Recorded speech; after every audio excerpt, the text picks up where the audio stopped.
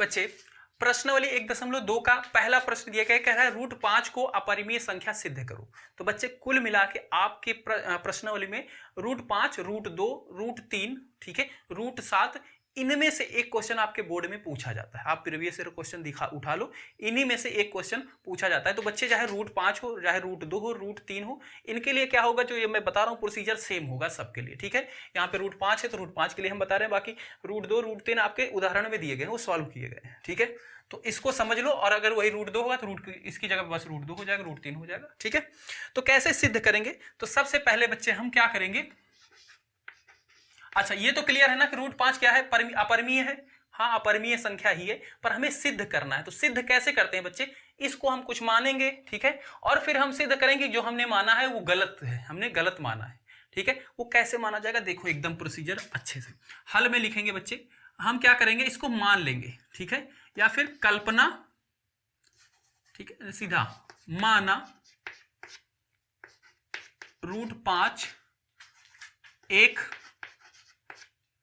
परमीय संख्या है, ठीक है, परमीय संख्या है, ठीक है। अपरमीय संख्या कह रहा था सिद्ध करने, तो हमने इसको क्या माना, परमीय माना। अब हम इस पे परमीय की सारी जो हमने अभी पढ़ी विशेषता वो लगाएंगे, और वो विशेषता ये नहीं फॉलो करेगा, ठीक है, उनके गुण उनको नहीं फॉलो करेगा, तो हम बोल देंगे कि हमने जो माना है हमने गलत कल्पना की है, इसलिए ये क्या है, अपरमीय संख्या है, ठीक है।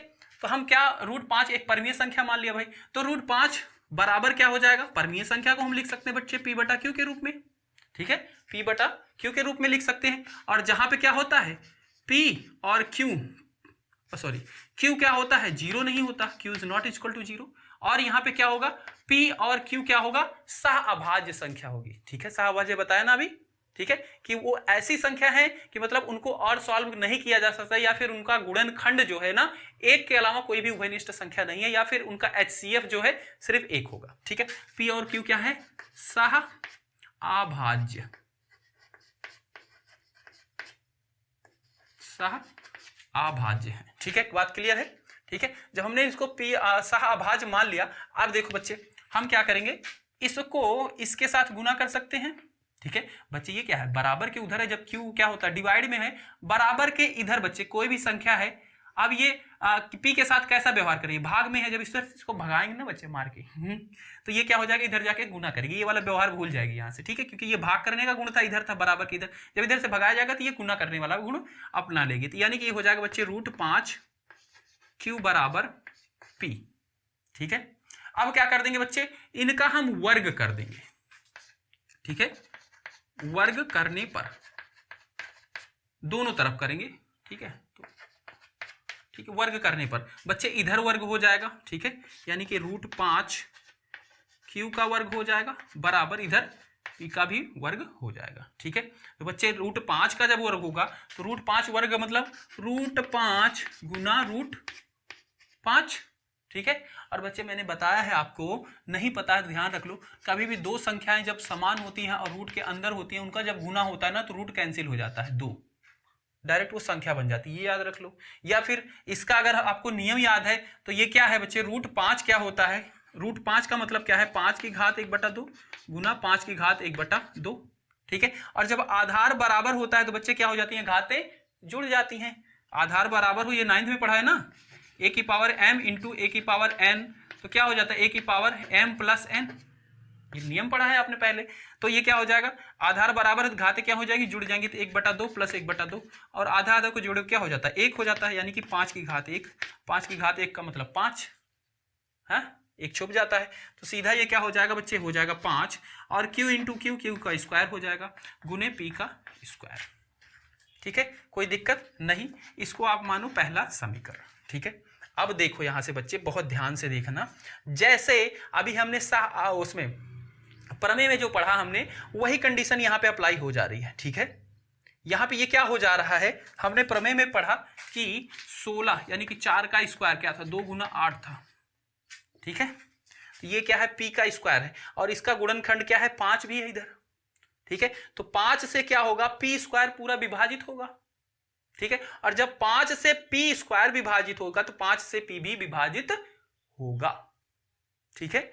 नहीं समझ में आई बात, 5 क्यू स्क्वायर है बराबर पी है, यानी कि 5 का गुणनखंड है, सॉरी पी स्क्वायर का गुणनखंड है 5 ना, और गुणनखंड क्या होता है, उस संख्या को पूरा पूरा भाग देने वाला, ठीक है, उस संख्या को पूरा पूरा भाग देने वाला ही गुणनखंड कहलाता है।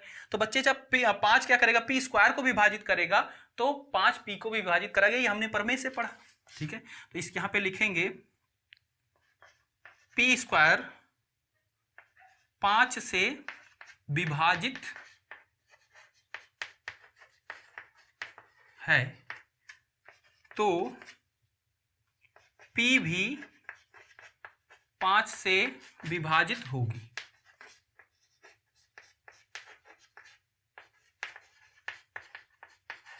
तो यहां से क्या सिद्ध हो गया बच्चे, जो हमारा P है ना, P वो क्या है, 5 का गुणनफल है। विभाजित होने का मतलब उसके टेबल में क्या आएगा, 5 से वो कटेगी, ठीक है, और कटने का क्या मतलब है भाई, उसके टेबल में आएगी, सीधी सी बात है। तो हम यहाँ पे ये सिद्ध हो गया कि 5 क्या है, P से विभाजित है, यानी कि 5 के मल्टीपल है, वो 5 के गुणांक में वो आएगी, ठीक है। तो हम यहां से अब P बराबर 5C मान लो या 5M मान लो, ठीक है, क्योंकि P क्या है, 5 का अब गुणनखंड है, 5 का गुणनखंड है, विभाजित है मतलब 5 के उसके टेबल में आएगा, ठीक है। तो 5 से गुण विभाजित है तो 5 इसका क्या हो गया, गुणनखंड हो गया। तो इसको हमने क्या बोल दिया, P बराबर 5M कर दिया, ठीक है।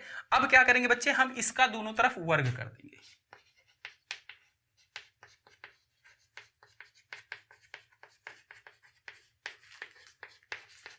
दोनों ओर वर्ग करने पर। तो बच्चे ये क्या हो जाएगा, P का स्क्वायर हो जाएगा, ये क्या हो जाएगा 5M का स्क्वायर, ठीक है, पूरे का स्क्वायर, 5 गुना 5, 5 पचम 25 और M का स्क्वायर। तो सीधा मैं यहाँ पे इसको मिटा के, क्योंकि जगह नहीं है, बहुत ऊपर नहीं, ज्यादा नहीं ले जाते, तो इसको P स्क्वायर बराबर 25M स्क्वायर कर देंगे। दोनों तरफ वर्ग करेंगे तो यही हो जाएगा, ठीक है, ठीक है। और बच्चे P स्क्वायर यहाँ पे क्या है, पहले वाले समीकरण से P स्क्वायर बराबर क्या है, 5Q था, 5Q स्क्वायर, तो इसकी जगह पे मैं क्या लिख सकता हूँ, 5Q का स्क्वायर बराबर 25M का स्क्वायर। अब इस 5 को उधर भेजो बच्चे, तो ये 5 उधर जाएगा, भाग हो जाएगा और इसको काट देगा, तो 5 पचम 25 हो जाएगा, ठीक है। यहाँ पे 5 बचेगा और यहाँ पे क्या बचेगा, Q स्क्वायर बराबर M स्क्वायर, ठीक है। ये बन जाएगा बच्चे आपका दूसरा समीकरण। ध्यान समझना, ये 5 बच्चे हमने यहां से हटाया, इधर जाएगा, भाग हुआ, तो इसको 5 बार में काट दिया, 5 पचम 25, तो यहाँ पे 5 बचा, M स्क्वायर बचा, ठीक है, और यहाँ पे Q स्क्वायर बचा, ठीक है। अब बच्चे इसको फिर से ध्यान से देखो, फिर यही वाली कंडीशन आ गई है, ठीक है, क्या है, Q स्क्वायर है बराबर है 5 का गुणनखंड है M स्क्वायर, तो 5 क्या करेगा, P स्क्वायर को विभाजित करेगा, ठीक है। ये वहां पे फिर वही Q स्क्वायर 5 से विभाजित है तो Q भी 5 से विभाजित होगी, ठीक है बच्चे, ये हम लिख देंगे, ठीक है।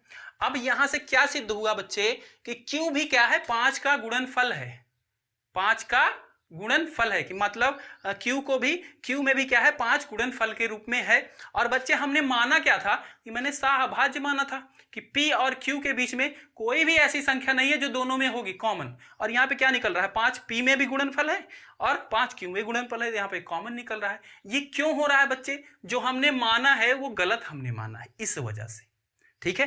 तो यहाँ पे लिखेंगे आगे समीकरण 1 और 2 से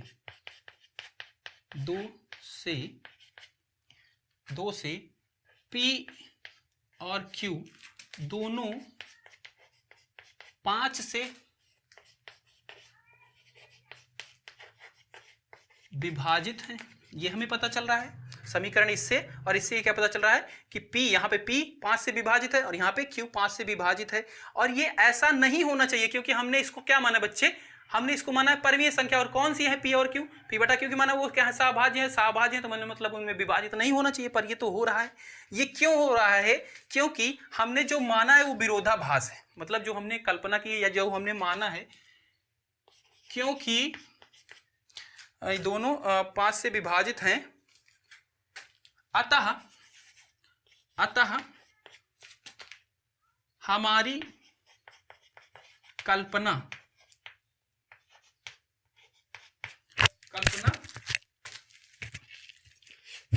इसको बच्चे ऊपर लिखते हैं, ठीक है, मिटा के। इतना एक बार नोट कर लो, इसको स्क्रीनशॉट ले लो।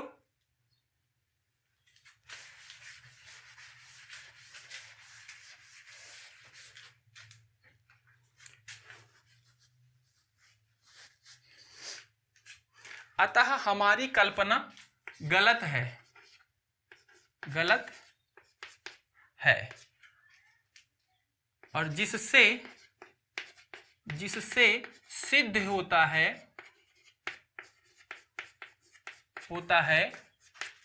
√5 अपरिमेय संख्या है। ठीक है, जिससे सिद्ध होता है कि √5 क्या है, अपरिमेय संख्या है। ठीक है बच्चे, मैंने पूरी कोशिश की है। अगर आपको समझ में आया है तो आप कमेंट करके बता सकते हैं, अपने क्लासमेट के साथ शेयर कर सकते हैं। ठीक है, पूरा प्रश्न समाप्त हुआ। मिलते हैं अगली वीडियो में। जय हिंद, जय भारत प्यारे बच्चों।